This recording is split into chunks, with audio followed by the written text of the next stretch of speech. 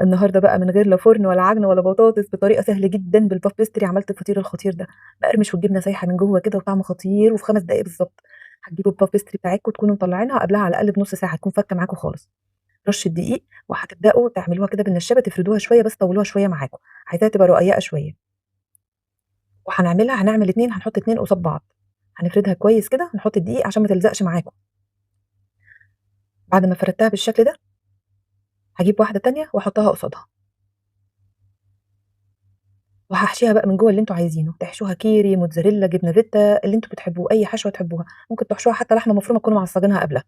أنا هنا حطيت شوية موتزاريلا على شوية بسطرمة متقطعة صغير كده وكام زيتونة، هتقفلوا اللي تحت الأول وتحاولوا تضغطوا عليها بشويش كده من الأطراف بس عشان ما تفتحش منكم والحشوة تخرج، وتقوموا جايبين الحتة التانية تقفلوها قصادها.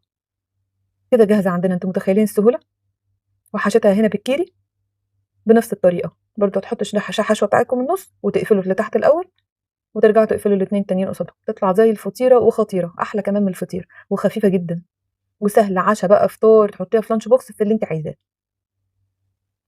دلوقتي أي بقى مقلاية عندكم غير لاصقة، هتسخنوها على النار شوية وعلى نار هادية، هتحطوا بقى الفطير اللي إحنا حضّرناه ده على نار هادية، هياخد حوالي 5 دقايق على كل وِش، وهاقلبها